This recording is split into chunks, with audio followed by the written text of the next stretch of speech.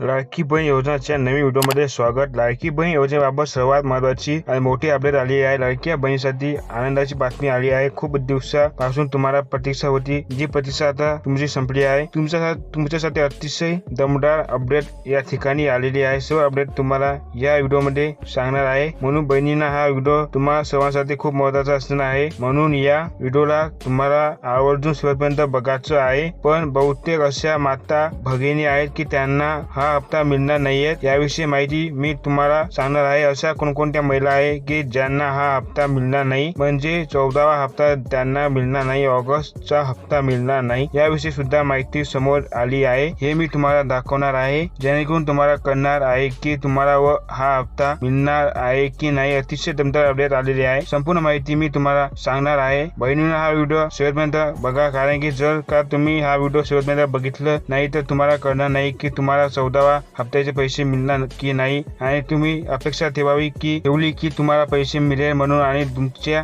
अकाउंटवर पैसे येणार नाही, असं सुद्धा होऊ शकतं. म्हणून व्हिडिओ शेवटपर्यंत नक्की बघा आणि व्हिडिओला लाईक नक्की करा. लाडकी बहीण योजनेची मोठी अपडेट आलेली आहे. अपडेट अशी बघा. लाडकी बहीण योजनेच्या लाभार्थीसाठी महत्त्वाची बातमी आहे. लाडकी बहीण योजनेचा जुलैचा हप्ता वितरित करण्यात आला आहे. त्यानंतर महिला ऑगस्टच्या हप्त्याची वाट पाहत आहेत.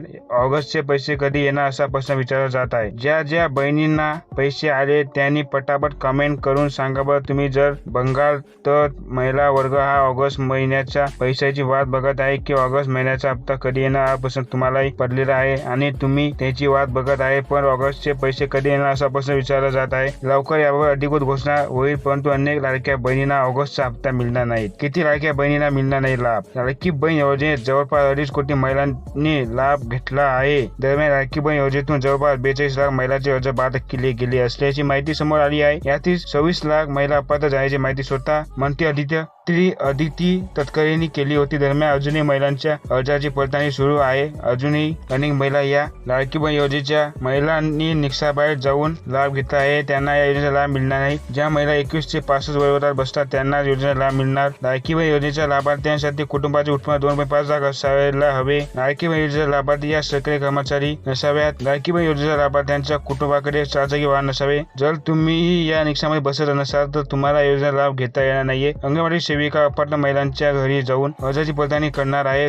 त्यातून ज्या महिला अपात्र ठरतील त्यांना त्यांचा लाभ थांबवला जाणार आहे. जर तुम्ही या निकषामध्ये बसत नसाल तर तुम्हाला योजनेचा लाभ घेता येणार नाहीये. अंगणवाडी सेविका अपात्र महिलांच्या घरी जाऊन अर्जाची पडताळणी करणार आहेत. त्यातून ज्या महिला अपात्र ठरतील त्यांचा लाभ थांबवला जाणार आहे.